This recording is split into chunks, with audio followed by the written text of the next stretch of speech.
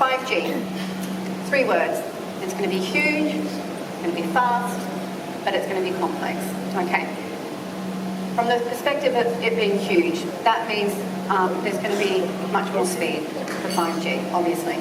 So some of the advertised speeds that we're seeing are going to be up to a gigabit per second, and Swisscom is actually talking 2 gigabits per second by the end of this year. It's going to be fast because these pipes are just going to be so much fatter. So there is going to be huge capacity increases on those pipes, and that means that operators can carry a lot more data much more cheaply. We're going to see lower bit per cost, up to 90% lower bit per cost, we believe, for 5G compared to 4G. The third thing, or the next thing, is there's going to be much lower latency as well. But what we'll see, where we'll see that really starting to kick in is with phase 2 of 5G. So that's going to be standalone 5G. But it is going to be complex.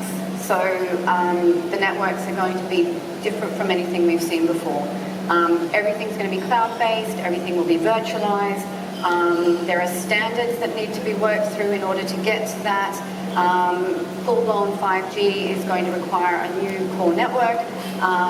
So yeah, it's going to be complex, and it's also not going to be cheap because of that. So from the consumer point of view, what we need to consider there is the revenue picture. What new services is 5G going to be able to deliver that consumers may be wanting to pay for? So this is the big question for 5G. We have, lots of experimenting going on in the region, in particular in Korea, for example. The thing to remember, though, is that the services that we're seeing at the moment, and perhaps for the foreseeable future, not necessarily new services, but 5G can enable telcos to deliver more enhanced services. So the experience for things like virtual reality and augmented reality is going to be better. What we're seeing in terms of latency on LTE is 30 to 40 millisecond latency, and that's not great if you're going to offer a VR or an AR experience. You're going to get quite dizzy and as a consumer with that. So you need 5G to just make use cases, consumer use cases like augmented reality and virtual reality, just that bit more compelling. Okay, but so I guess the key takeaway from that is, these are not going to be new services, they'll be 5G-enabled services, and they'll be better, more compelling services because of that. Okay. So we have a number of operators that have launched services that have been in the market with 5G for a while now.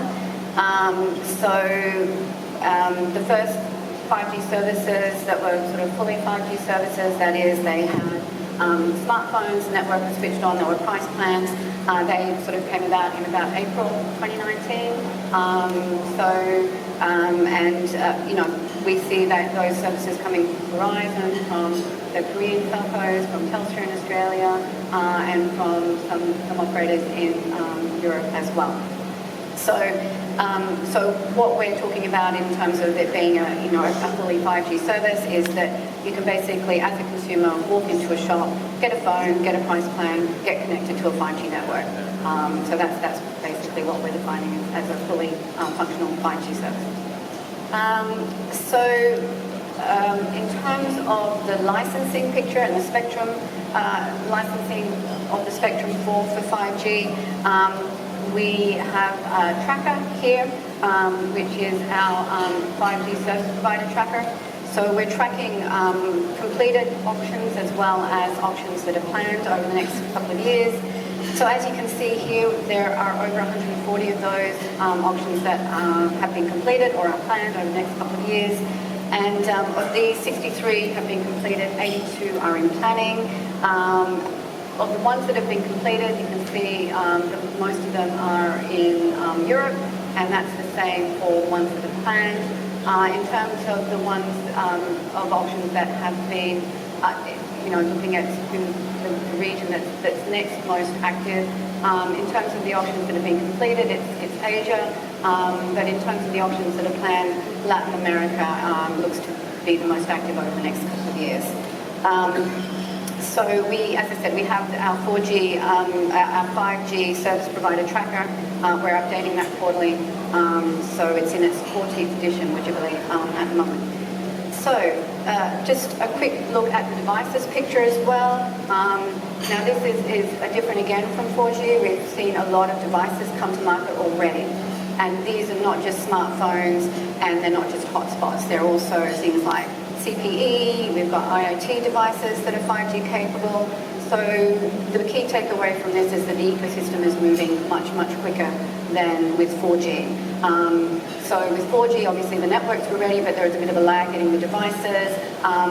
With 5G, you know, as we're saying, there's a lot of devices that are already out there in the market. We also produce forecasts on the 5G market from a services perspective. So we're looking at the first two key use cases for 5G, the enhanced mobile broadband and the fixed wireless access. So as you can see from here, we're forecasting that by 2023, there's going to be 1.3 billion enhanced mobile broadband subscriptions out there in the market. And the key markets there are going to be Asia and the Americas. At this point, one of the key takeaways to note from here is that, again, 5G is moving much, much faster in terms of subscriber take-up. So we've got a sort of a 6-year picture there for 4G at the bottom of the 5G of the enhanced mobile broadband chart. And you can see that, you know, within the first 6 years, 4G had 1.1 billion subscribers, 5G is going to have 1.3, so it's just moving marginally more quickly. Keeping an eye on time, moving. Right. So in terms of whether we think 5G is a premium product, we absolutely think this. We do think that operators should be charging a premium for this.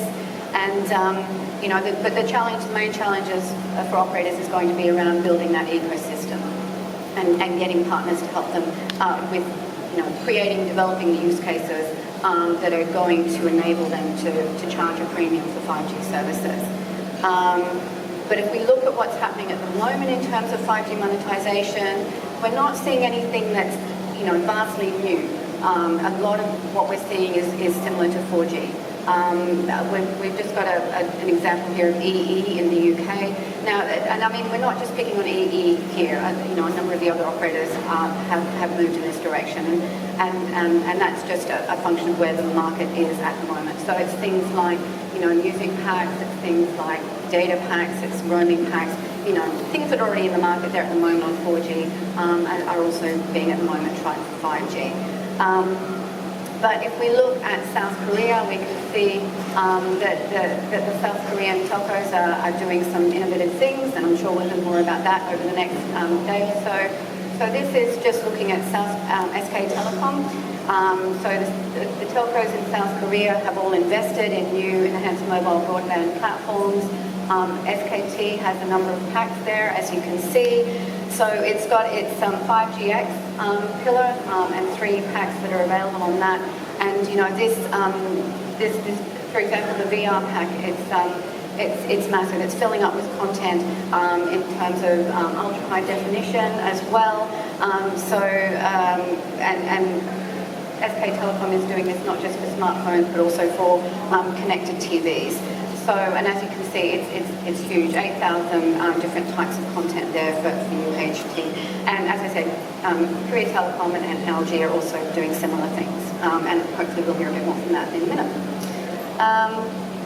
But what we're also seeing, and this plays into our fixed wireless access forecast, is that there is a role here for telcos in terms of addressing industry verticals.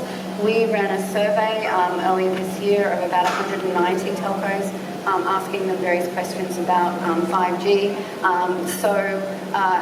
Sort of the 3 key areas that you'll see here that telcos think will be the biggest revenue driver for them are the smart homes, the smart cities, entertainment and gaming, media and manufacturing. So that kind of plays into where we're seeing a lot of the launches at the moment.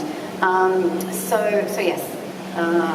But there'll be some obstacles as well, and telcos have referred to this too in the survey. We asked them what they thought some of the key obstacles are going to be with rolling out their 5G networks. So that there's 2 sort of obstacles that really sort of resonated with telcos. and that's lack of industry knowledge in terms of vertical industries, so related to the slide previous. And that essentially means that telcos are probably going to have to partner in order to be able to get the most out of engaging with vertical industries. So what we're saying is that 5G is very much going to be underpinned by smart collaboration between telcos and the rest of the 5G ecosystem. So we're not expecting that telcos are going to become, experts in smart parking, for example, but that they will be able to find partners who will help them to get into those markets. And then obviously the next issue is the cost of rolling out the network. That is going to be massive, and telcos.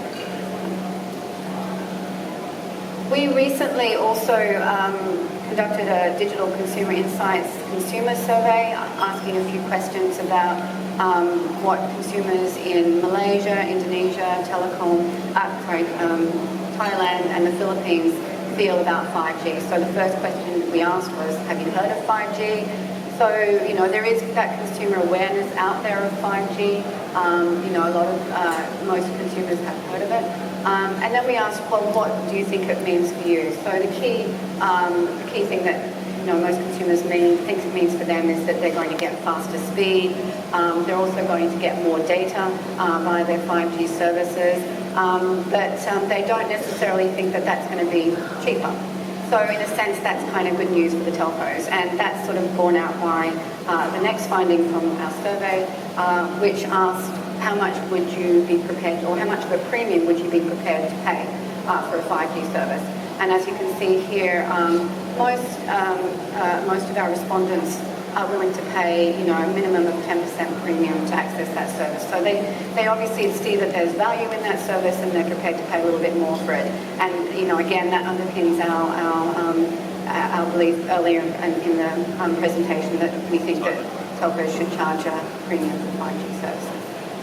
So that was a very, very quick roundup because, as I say, I'm trying to keep us to time today and I'm already a little bit over time. So I'm not going to take any questions at this time, but feel free to catch me afterwards